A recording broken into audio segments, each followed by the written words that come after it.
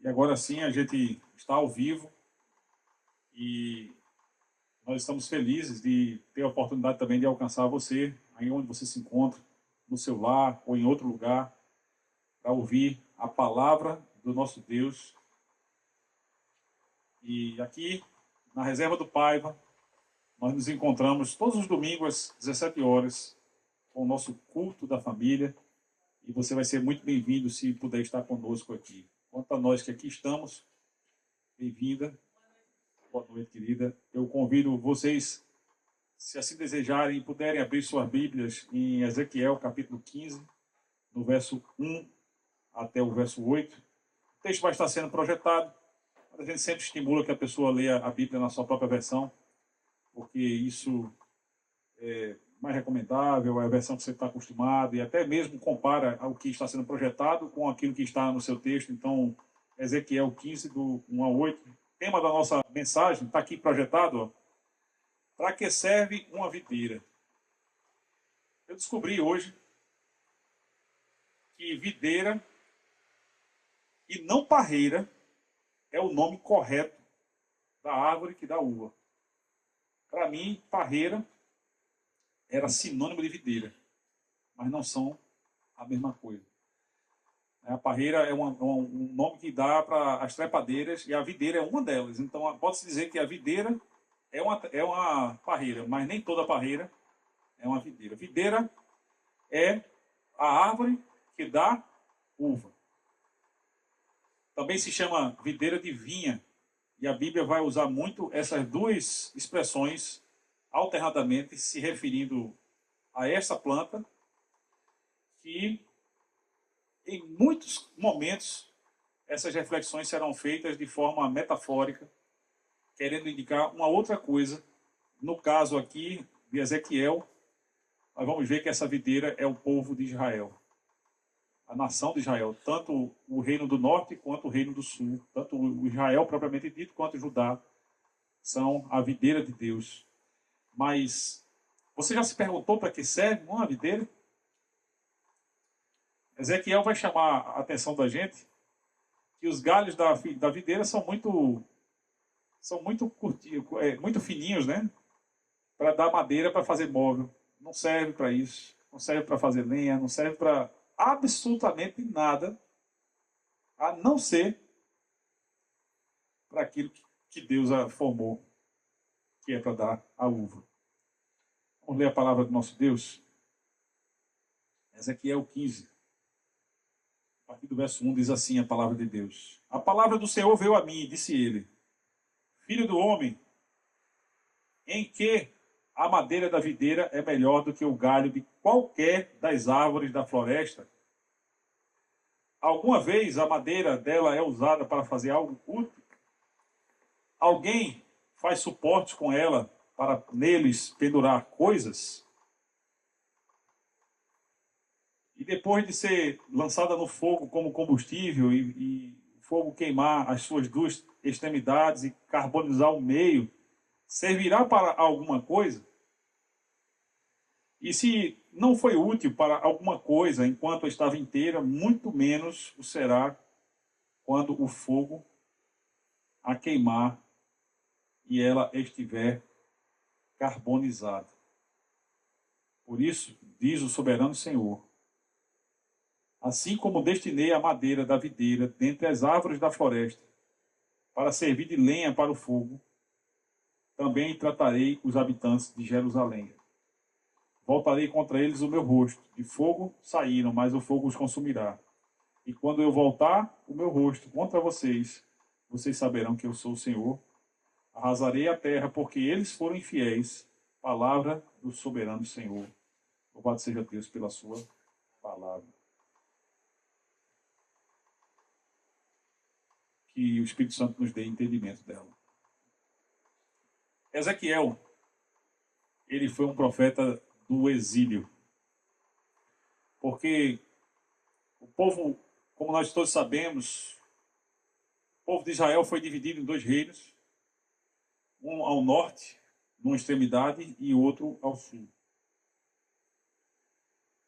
E de um modo geral, povo de Deus que foi chamado para ser testemunha de Deus perante as nações gentias, aquelas nações em que ninguém conhecia a Yahvé, ninguém conhecia o Deus verdadeiro. Pelo contrário, as pessoas faziam, como muitos ainda fazem, objetos de madeira, de barro, de ouro, de metais, para cultuar esses objetos, como se esses objetos representassem uma divindade que na verdade só existe no nosso Deus e só Ele é digno de culto.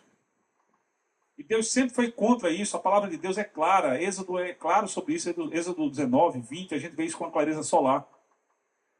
E Israel foi um povo amado por Deus, não por ser uma melhor nação, a mais bonita, não por outro motivo, a não ser pela soberania de Deus que disse, eu vou formar um povo para mim. Um povo, como ele diz, ele mesmo diz, de propriedade exclusiva minha. Para quê? Para que esse povo, um povo diferente no meio desses outros povos, fosse um povo que conhece a Deus e que testemunha desse Deus para as outras nações. Mas, em alguns momentos da história de Israel, isso até foi verdade, mas principalmente depois que o reino foi dividido, porque até o governo de Davi a coisa vinha muito bem, mas quando Davi morreu e Salomão assumiu, e quando Salomão começou a pisar na bola, como a gente diz, e fazer coisas que o próprio Deus abominava, como permitir o culto a esses ídolos dentro do próprio território, Deus se voltou contra o seu povo. Primeiro, decidiu que aquele povo seria dividido, e o reino dividido ficou mais fraco, mais vulnerável, depois que aquele povo seria disciplinado com o reino do norte foi dizimado, praticamente dizimado, e o reino do sul foi exilado. Ezequiel fazia parte do reino do sul, o reino de Judá, e foi deportado juntamente com Daniel e outras pessoas ilustres naquela primeira deportação para o exílio. É uma coisa muito séria isso. Hoje, inclusive, as convenções de Genebra, elas tratam, a quarta convenção de Genebra trata hoje, nos tempos atuais, esse tipo de prática como um crime de guerra. Você deportar pessoas para outros lugares por conta da invasão do país delas. Hoje isso é um crime de guerra. Mas foi exatamente o que aconteceu sistematicamente. E lá no exílio, nos primeiros anos do exílio dele, ele profetizou que Deus cumpriria o seu propósito de permitir a destruição do reino de Judá pelos babilônicos. Sobre isso a gente tem falado bastante, porque acabamos de sair de Isaías, de Jeremias e do próprio Lamentações de Jeremias. Mas Ezequiel, no exílio, profetizava coisas semelhantes. Mas o Ezequiel, ele profetizou, como nós vimos no texto de abertura, hoje do nosso culto, que a finalidade daquilo tudo não era retribuir a idolatria de Israel com o mal. Porque a justiça de Deus não é vingativa. Deus não é um Deus vingativo. Ele não retribui o mal com o mal. Ele retribui a infidelidade com a sua disciplina, com um propósito. A disciplina de Deus, ela sempre tem um propósito. E ela tem uma característica. A disciplina de Deus é restauradora. E Ezequiel deixa muito claro isso, quando ele diz que poria no coração do povo dele, novo coração, no lugar do coração de pedra, ele poria um novo coração. E tudo isso porque a figueira de Deus não fez aquilo para que Deus a chamou para fazer, que é dar frutos para a glória de Deus. Deus disse, eu me voltei contra vocês por isso. A metáfora, como eu disse, aqui é uma metáfora a respeito do próprio Israel, e ele vai dizer isso, ele mesmo vai citar, que a própria Jerusalém seria alvo da disciplina dele, como está aqui no verso 6, os habitantes de Jerusalém, que estava no meio daquele país, daquilo que teria sido uma nação antes unida, e as extremidades queimadas. O sul foi queimado pelo Egito, o norte queimado pelos assírios, e agora os babilônicos vinham para destruir o restante no centro do país. Jerusalém agora sofreria. Tudo isso Deus permitiu que acontecesse. Deus permitiu que o mal acontecesse para que o povo entendesse que saiu debaixo do guarda-chuva da bênção de Deus pelas escolhas que fez. E quando Deus queria que o povo entendesse isso, especialmente aqueles que não tinham morrido, mas aqueles que tinham sido levados para o exílio, e que ainda mesmo no exílio ou aqueles que ficaram numa terra arrasada, mas tinham a oportunidade de entender que o propósito de tudo aquilo ali era a restauração da fé de Israel em Yahvé como único e verdadeiro Deus. E a fé é uma fé prática. É aquela fé que é produtiva. Não é aquela fé teórica das pessoas que dizem, não, existe um Deus criador. Os demônios creem que existe um só Deus. Mas isso não faz diferença nenhuma na vida deles. O que Deus estava querendo é que a fé passasse a fazer diferença na vida do seu povo. Para que as pessoas vissem as boas obras do seu povo. Conforme nós lemos no Novo Testamento, que é o propósito de Deus para a igreja de Cristo. E vendo as boas obras no povo, pudessem glorificar ao Deus a quem eles glorificavam com o seu modo de ser e de existir. E de se conduzir. Tudo que Deus queria eram frutos. Isaías já tinha dito. Em Isaías 5, nós temos a canção da vinha. E essa canção da vinha diz: a vinha do Senhor dos Exércitos é a nação de Israel, e os homens de Judá são a plantação que ele amava. Ele esperava justiça, mas houve derramamento de sangue. Ele esperava retidão, mas ouviu gritos de aflição. As expectativas de Deus a respeito do seu povo e dos frutos que Deus queria que seu povo desse foram expectativas frustradas pelas más escolhas que o seu povo fez. O povo se desviou do Senhor. O povo não atentou para a palavra de Deus. O povo não levou em consideração os ensinamentos de Deus. Os líderes do povo, como o próprio Salomão, permitiram, gente. Gente, isso é uma coisa muito grave. A construção de postes ídolos dentro dos montes de Israel para serem adorados. Tudo aquilo que Deus tinha dito que não deveria acontecer, eles fizeram de uma forma leviana, de uma forma pródiga. E Deus, como o pai do filho pródigo da parábola, estava pronto para ver o seu povo, os seus filhos, serem restaurados e voltarem a uma comunhão íntima com ele. Deus chama Israel de a vinha do Senhor. Para que serve uma vinha, igreja? Uma vinha só serve para uma coisa: para dar uva, para dar fruto. E Deus disse: os frutos que eu esperava de vocês, por exemplo, aqui não é só uma lista fechada não, aqui não explica tudo o que aconteceu, mas ele diz: eu esperava que vocês frutificassem em justiça, mas o que eu vi foi a injustiça.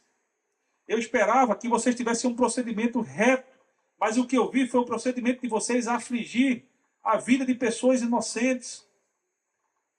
E eu estou farto dessas coisas, diz o Senhor através de Isaías. E se a videira não dá frutos, ela serve apenas para ser cortada e queimada, jogada fora. E esse fogo consumidor aqui representa a justiça de Deus. Deus, ele é um Deus amoroso. Deus é amor. Mas ele também é justiça. A palavra dele não são conselhos tolos. Não são palavras ao vento. A palavra dele tem um propósito. A palavra de Deus, ela nos corrige. Ela nos exorta. Ela nos instrui em justiça, para que nós, como disse Paulo a Timóteo, 2 Timóteo 3, 16 e 17, a gente vê isso. Nós, como seres humanos, pela palavra, sejamos aperfeiçoados e perfeitos para toda boa obra. Novamente, a palavra gera fé e obra. Fruto. Obra é uma palavra que está sendo muito... Sempre a Bíblia vai relacionar com fruto, o que Deus quer. dos seus filhos é fruto. No encontro de comunhão da sexta-feira, se você perdeu, eu posso dizer para você, você perdeu um grande encontro de comunhão, não foi Grécia. Está convidado para o próximo, não perca mais, se for possível. A gente estava meditando exatamente sobre o fruto que o Espírito produz na vida de um cristão. Deus nos ensina a amar. Deus nos alegra o coração, mesmo diante das adversidades. Nós fizemos aqui algumas orações, apresentamos nosso coração a Deus. Nem sempre aquilo que a gente pediu a Deus vai acontecer. E mesmo quando a gente não recebe aquilo que a gente pede, se a gente sabe que foi feita a vontade de Deus, a gente serena. Nosso coração se alegra porque Deus é fonte de alegria eterna. Alegrai-vos no Senhor. Outra vez vos digo, alegrai-vos, porque o Senhor é bom e a sua misericórdia dura para sempre. Não tem fim, renova-se a cada manhã. E quando a gente tem conexão com Deus, quando a gente está ligado a Ele, a gente tem o nosso coração alegre, ainda que as coisas não saiam exatamente como a gente gostaria, como disse Abacuque. Ainda que a figueira não floresça, ainda que o produto da oliveira minta, não deu seu fruto, todavia eu me alegrarei no Senhor, exultarei no Deus da salvação. Por quê? Abacuque pensou, porque ele teve uma visão panorâmica de tudo isso que a gente está falando, do que aconteceu na Síria, do que aconteceria depois com a Babilônia, do que aconteceria com Israel, do que aconteceria com Judá. Ele tem uma visão de tudo isso. Mas Deus dá uma palavra para ele de consolo e diz assim: meu filho, eu estou no comando. Certa vez eu ouvi uma história, não sei se é verdadeira ou não, de uma criança que estava viajando acompanhada da tripulação no avião, e uma pessoa que estava morrendo de medo estava do lado da criança, ficou espantada com a tranquilidade da criança e teve uma oportunidade de perguntar qual era a razão daquela tranquilidade toda. Se você pensar direitinho, o avião tem um peso de 30 elefantes, muito mais pesado do que um ar. É uma coisa que, logicamente, foi feita para cair, né? E se não cai, alguma coisa, as forças da física, aliada com muita tecnologia e destreza de pessoas, evita que esse desastre aconteça. E aquela pessoa pensando nessas coisas, ela pergunta para a criança: por que você está tão calmo? Como é que você consegue ter essa calma? E ela não sabia que o piloto era o pai daquela criança. E aquela criança respondeu: meu pai está pilotando.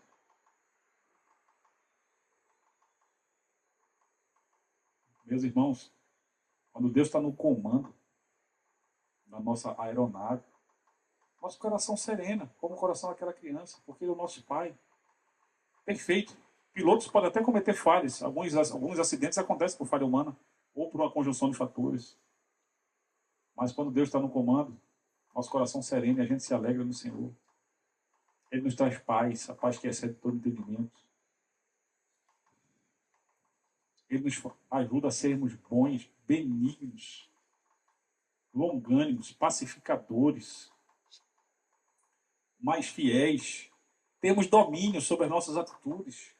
E quando isso tudo acontece, é porque o Espírito de Deus, que habita no corpo dos crentes em Jesus Cristo, esse Espírito nos leva, apesar das nossas inclinações ao erro, ele nos leva a fazer aquilo que lhe apraz. E o fruto da ação do Espírito na minha vida, na vida de vocês, é evidente. As pessoas que estão de fora, elas olham e veem a coisa acontecendo, eles veem a ação de Deus fluindo por meio das nossas vidas. Era isso que Deus queria. E Deus queria muito fruto, fruto abundante. Que Deus abençoe vocês. Deus queria fruto abundante. No entanto, o que é que aconteceu, igreja? O que é que aconteceu com a história de Israel? Israel falhou feio no seu propósito de ser a nação escolhida, testemunha do Senhor. O povo, o reino de sacerdotes, a nação santa, a nação separada, se misturou e praticou as mesmas coisas que Deus reprovava nas nações a quem ela deveria testemunhar. É como se Deus, meus irmãos, tivesse chamado Israel para um debate e dado para Israel a equipe de Israel, né? Todas as instruções que eles deveriam receber para vencer aquele debate. E ao começar o debate, Israel se convence dos argumentos dos seus adversários e se dobra às razões dos seus adversários. Israel cai nas mesmas práticas, nos mesmos erros que ele mesmo deveria condenar. Isso entristece muito o coração de Deus. E se uma videira ela não dá fruto, ela só serve para ser lançada no fogo, queimada e destruída. Simbolicamente é isso que está acontecendo. Ezequiel falou de duas extremidades que haviam sido queimadas. O norte e o sul estão aqui simbolicamente representados. E no centro, Jerusalém também seria destruída. Tudo isso para Deus chamar a atenção do povo para os grandes equívocos, os grandes erros que Israel cometeu de andar nos mesmos caminhos que as nações, o mundo que lhe circundava. Meus irmãos, hoje nós vivemos como povo de Deus, a igreja, ilhados no mundo que jaz no maligno, contaminados por valores, por desvalores, por crenças, por práticas que Deus reprova. E nós somos chamados hoje para sermos as suas testemunhas. Disse Jesus, vocês receberão poder quando descer sobre vós o Espírito. O Espírito que Ezequiel prometeu desceu sobre nós. E ele disse, vocês serão minhas testemunhas. Aquela missão que Israel falhou, agora a igreja recebeu pelo poder do Espírito e testemunhas em Judéia, Samaria, Jerusalém, Judéia, Samaria, até os confins da terra. E o testemunho de Jesus é pelo poder do Espírito, dando fruto para a glorificação do nosso Deus. É isso que Deus deseja de nós. William MacDonald, no seu comentário, ele diz a respeito desse tema, que quando não vivemos para glorificar Deus, a nossa existência é vazia e sem propósito, como a videira sem fruto. Quando a gente olha o que aconteceu com Israel, imediatamente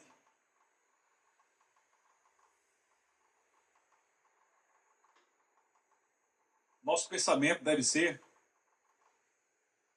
tenho eu glorificado o nome de Deus da forma como Ele deseja? Se eu tenho o Espírito de Deus, eu tenho vivido para a glória de Deus como Ele deseja? Eu tenho dado frutos dignos do meu arrependimento como pecador? Eu tenho me santificado, eu tenho me separado para Deus, eu tenho tido prazer de ler e me instruir com a sua palavra, eu tenho tido prazer de separar um tempo para conversar com Deus, não somente aquilo que eu quero dizer para Ele, porque conversa é uma via de mão dupla, mas para ouvir o que é que Ele tem para me dizer. Nós estamos hoje tão assoberbados, nossas agendas estão tão lotadas, nossas rotinas estão tão loucas, que se você parar para prestar atenção nas últimas 10 orações que você fez, quantas foram para ouvir o que Deus tinha para lhe dizer e quantas você disse para Deus o que você tinha para dizer ou pedir? A oração é uma conversa, não é um monólogo. E Deus tem o seu ponto de vista sobre todas as questões que nós apresentamos a Ele. O povo de Israel não tinha mais ouvidos para Deus. E a evidência disso, como nós vimos nos dois últimos livros que a gente leu, Lamentações e Jeremias, foi a rejeição dos profetas. Isaías também foi rejeitado, mas especialmente Jeremias, a rejeição dele. Preso, jogado numa cisterna para ser morto. Tantas coisas aconteceram com os profetas de Deus. Quando estava prestes a acontecer também com o profeta dos profetas, Jesus Cristo, nosso Senhor. Jesus Cristo entra em Jerusalém, olha para aquela cidade, talvez se lembrando do que Ezequiel havia falado, ele lamenta profundamente e diz: Jerusalém, Jerusalém, tu que mataste os profetas. Até Sodoma e Gomorra se levantarão contra ti no dia do juízo, porque se em Sodoma e Gomorra se fizessem os sinais que vocês têm visto, eles teriam se arrependido. E vocês não se arrependem. Tanto não se arrependeram que mataram o Filho de Deus, um inocente, no lugar de um criminoso. Preste atenção nisso. Jesus morreu no lugar de Barrabás. Simbolicamente, Barrabás representa eu e você, porque ele morreu no nosso lugar. E ele era inocente. E ele fez isso para que nós pudéssemos entender o amor que Deus tem pelas pessoas, especialmente a ideia dele perfeita de constituir para si um povo seu, de reino de sacerdotes, povo de propriedade exclusiva, chamado pelo próprio Deus para anunciar ao mundo as virtudes daquele que nos chamou das trevas para a sua maravilhosa luz. O que Deus quer é que nós sejamos testemunhas e que demos frutos. Israel havia perdido essa condição. Em João 15, Jesus Cristo disse: eu sou a videira. E vocês, disse isso aos discípulos, isso se aplica a nós também, são os ramos. Se alguém permanecer em mim e eu nele, esse dá muito fruto, pois sem mim vocês não podem fazer coisa alguma. A palavra permanecer, no original, essa palavra foi escrita em grego, ela tem a ver com viver em, estar conectado com, estar apegado a. É como se Jesus dissesse: vivam em mim. Vocês precisam que eu seja o fundamento da vida de vocês. E se vocês estiverem fundamentados, se a sua vida vazia, idólatra, pecaminosa, se vocês reorientarem a sua vida e fundamentarem a sua vida em mim, na fé em mim, vocês não vão ter apenas a ressignificação do que é a vida verdadeira. Como disse MacDonald, quem não vive para a glória de Deus tem uma existência vazia. Mas vocês vão dar muito fruto. Vocês vão ser a minha vinha, diz o Senhor. Vocês vão ser a minha videira. Na canção da vinha de Isaías, ele diz, olha, o agricultor preparou o terreno. E eu fico imaginando o agricultor lavrando aquele terreno. Ele diz assim, retirou as pedras. Que trabalho, né? Retirar todas as pedras para que a planta possa florescer naquele lugar. Plantou a vinha, regou a vinha, cuidou da vinha. Que mais eu preciso fazer para que vocês deem frutos? Perguntou Isaías, citando o próprio Senhor. Jesus disse, eu sou a videira verdadeira. Meu pai é o agricultor.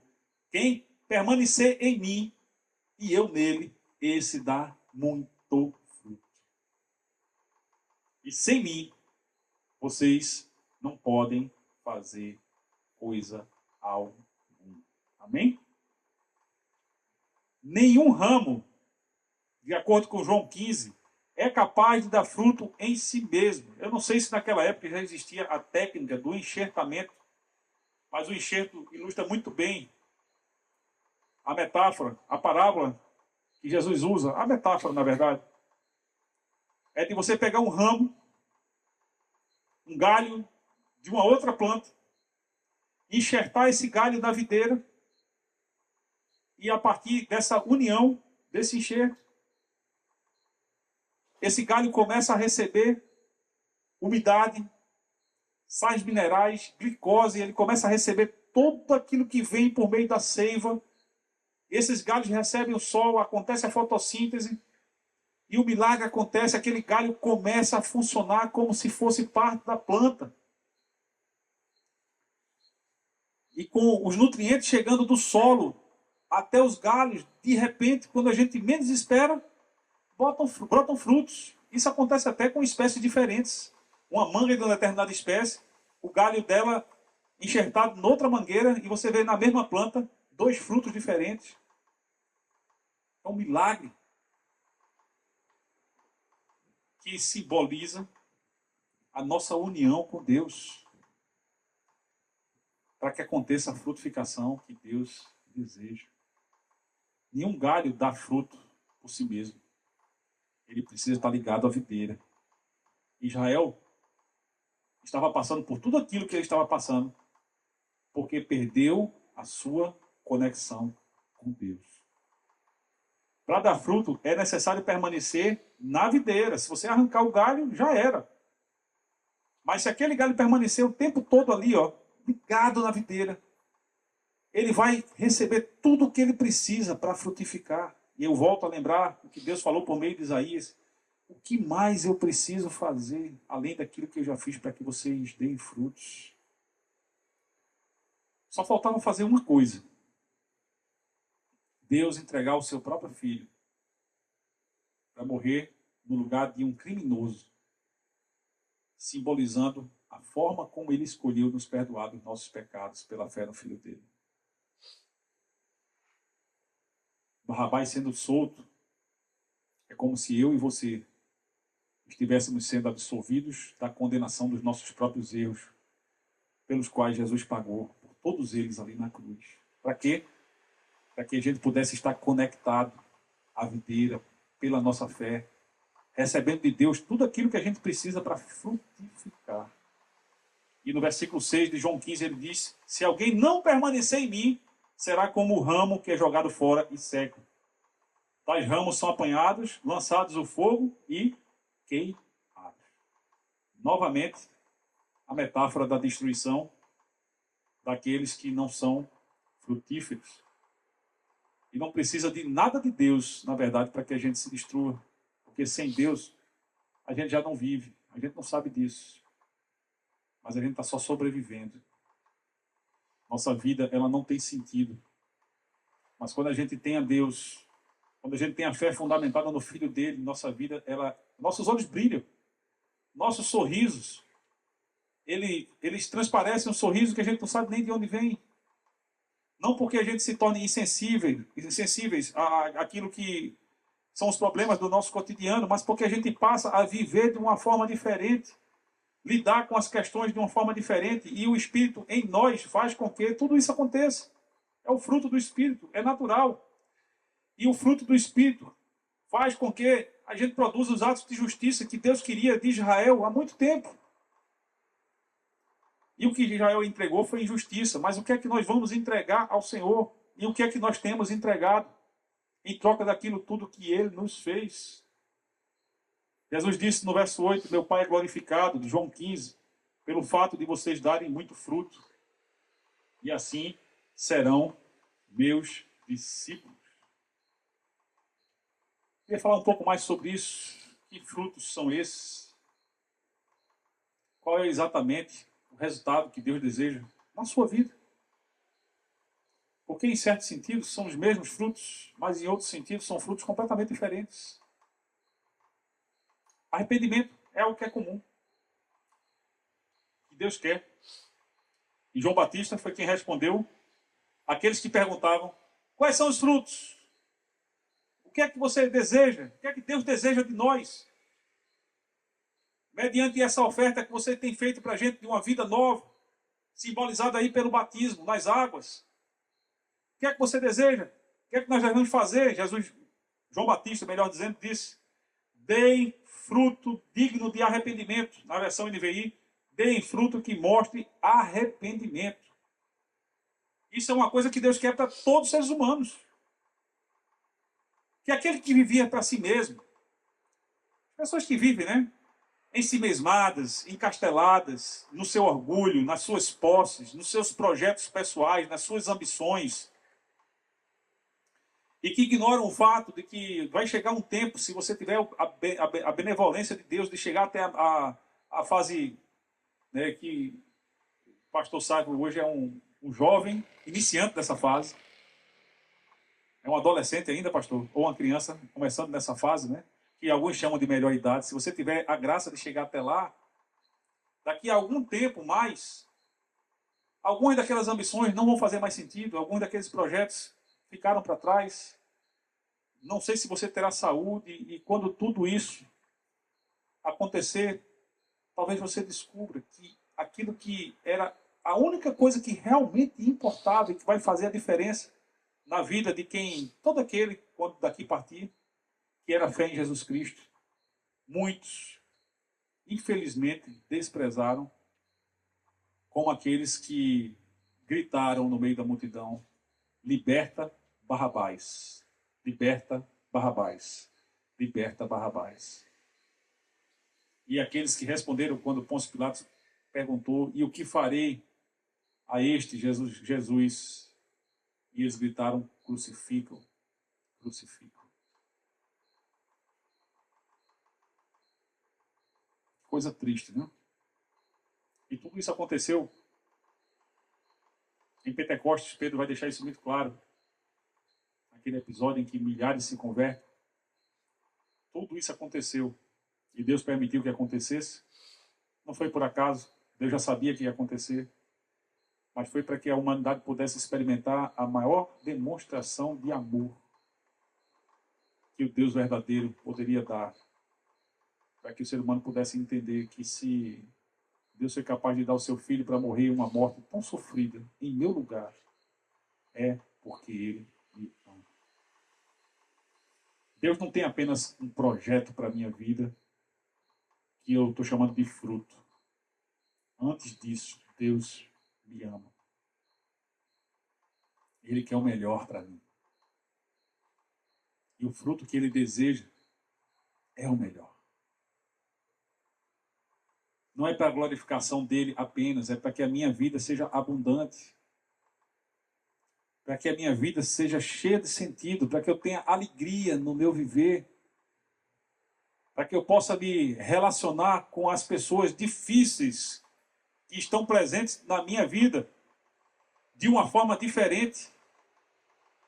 Para que eu possa me alegrar com a família, com a igreja, com o meu trabalho. Meus irmãos, frutos dignos de arrependimento. Arrependimento não é culpa. Arrependimento não é aquela sensação ruim que a gente sente quando sente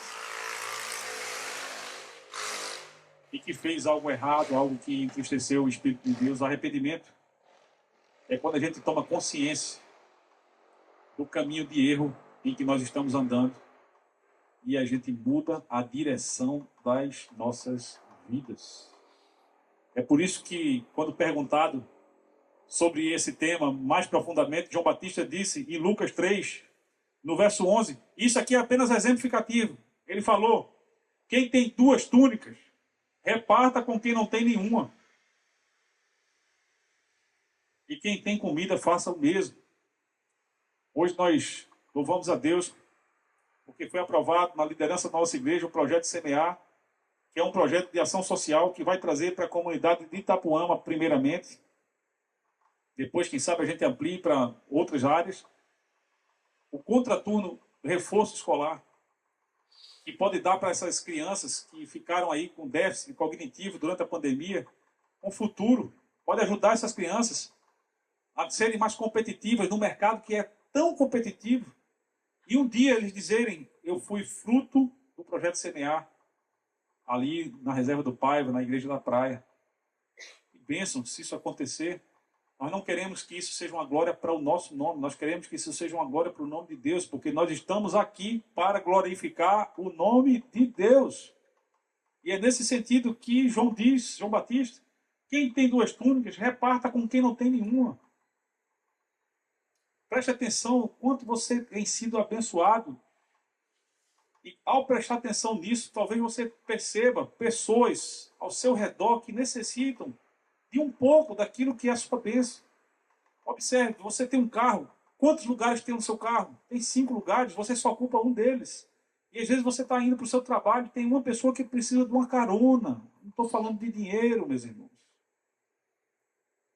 Estou falando de compartilhar aquilo que Deus me der oportunidade de compartilhar. Se for dinheiro, glória a Deus por isso. Se for a vaga do meu carro, glória a Deus por isso. Se for um conhecimento que eu tenho que a outra pessoa não tem, glória a Deus por isso. Se for 2 túnicas, que seja, que eu possa repartir uma com quem não tem nenhuma. Se for a comida, que eu possa repartir com quem não tem. Aos publicanos, cobradores de impostos, que não cobravam apenas o que era devido a Roma, eles tiravam a comissãozinha dele por trás, eram desonestos, como Zaqueu, que teve um encontro com Jesus que mudou, ele resolveu indenizar as pessoas que ele havia lesado. Os publicanos eram odiados pelos israelitas. Aos publicanos ele não disse, vocês deixem de servir a Roma. Ele disse, cobrem apenas o que foi estipulado. Cobrem o que for justo. Não é Roma que manda na gente agora, a gente não tem que pagar impostos a ela. Então, cobrem apenas o que foi estipulado, nada mais do que isso. Não enriqueçam cobrando tributos que não lhe pertencem. E os soldados chegaram e perguntaram, e nós? E aí aos soldados ele disse, não sejam extorsivos, não pratiquem extorsão, não acusem ninguém falsamente e contentem-se com o seu salário para não aceitarem suborno. Temas tão atuais, né?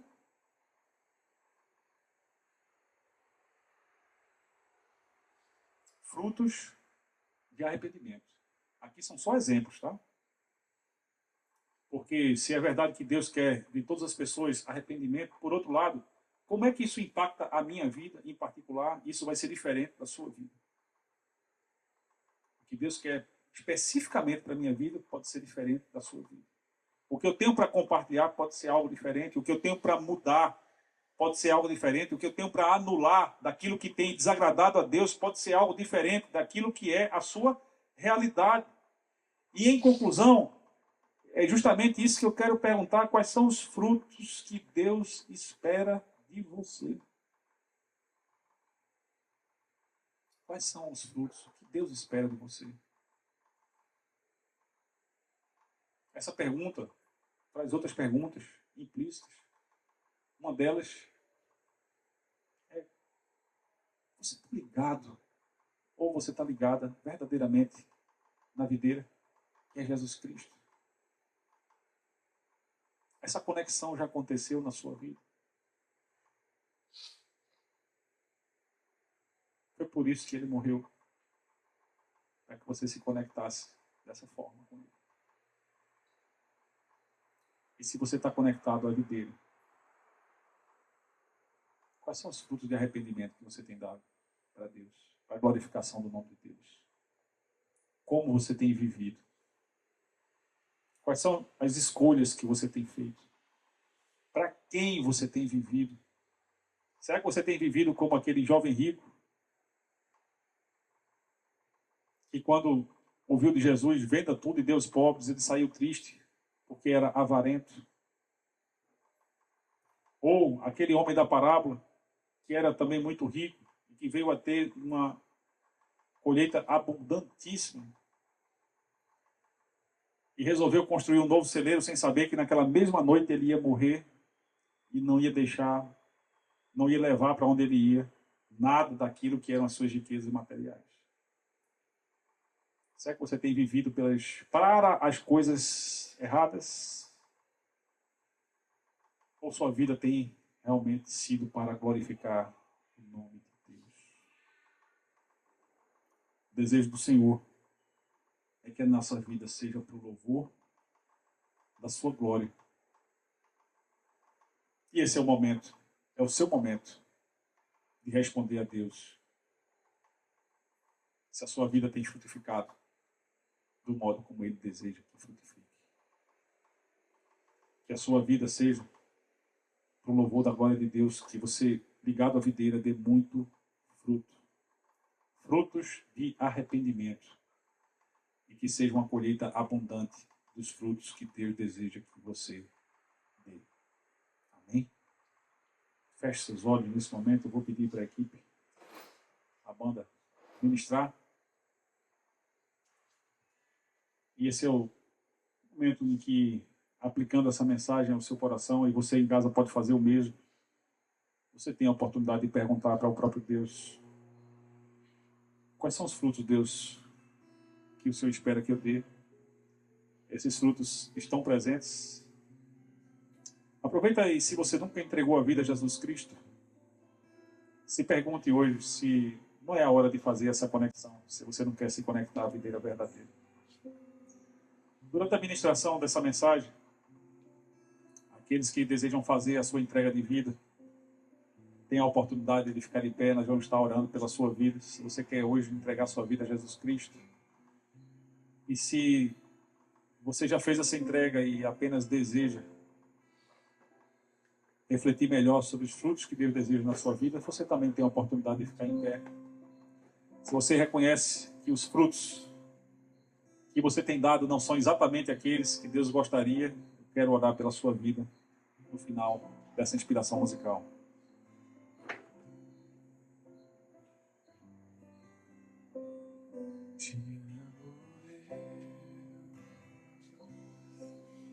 Tua graça nunca falha, todos os dias eu estou em tuas mãos. Desde quando me levanto até eu me deitar, eu cantarei a bondade de Deus. Feche seus olhos. Medite na bondade de Deus. Olha para a tua vida. Todo tempo tu és tão bom. Esse pode ser um momento de mudança de direção. Todo fôlego que tenho. A sua vida seja para glorificar o nome de Deus. Esse Deus que é bom. Esse Deus que quer ser o agricultor. Pela sua palavra, Ele faz uma obra na sua vida. Ele lhe guia na escuridão. A presença me conforta. Deus é presente na sua vida. Ele é seu Pai, seu amigo. E o convite que Ele lhe faz é esse: é que você viva na bondade de Deus. És fiel em todo tempo. Em todo tempo tu és tão bom. Todo fôlego que tenho, eu cantarei a bondade de Deus. Ainda de olhos fechados, tem alguém hoje que deseja fazer a sua entrega de vida a Jesus Cristo? Tenha coragem, tome a sua decisão, ficando de pé nesse momento. Você está dizendo sim, quero me conectar à videira verdadeira. Você hoje está aqui provavelmente por isso, quero lhe dizer. Dá a oportunidade de você não sair daqui sem fazer a sua entrega de vida, porém eu não serei insistente. Essa é uma decisão sua com Deus. Se Deus lhe trouxe aqui, se você se sentiu convencido pelo próprio Espírito de Deus a fazer a sua entrega de vida, fica de pé nesse momento e faz a tua entrega. Ok? Não irei insistir. Agora eu quero orar por aqueles que, analisando a sua vida durante a inspiração musical, possam ter concluído que a sua vida não tem dado os frutos que Deus deseja que sejam dados. E hoje você quer pedir ao Senhor a sua ajuda, a sua graça, quem sabe para uma nova mudança de vida em que você possa orientar a sua vida para os frutos que Deus deseja. E se é o seu caso, se você quer que a gente ore por você, fica de pé nesse instante, dizendo: Senhor, eu quero, Senhor, dar frutos de arrependimento, porque existem pecados na minha vida que eu ainda não larguei. E hoje, olhando para eles, eu percebo que eu estou distante de Ti, todas as vezes que eu peco dessa forma, e eu quero, Senhor, viver livre disso. Se é o teu caso, fica de pé nesse momento, eu quero orar pela sua vida. Pode ser simplesmente que você tenha uma vocação de Deus, um chamado de Deus, e você esteja longe da sua vocação. E hoje, ouvindo a voz de Deus, você queira dizer para o Senhor: Deus, eu quero caminhar nos teus caminhos, eu quero seguir os teus passos, eu quero produzir os frutos que o Senhor deseja. Se é o teu caso, fica de pé nesse momento, eu quero orar pela sua vida.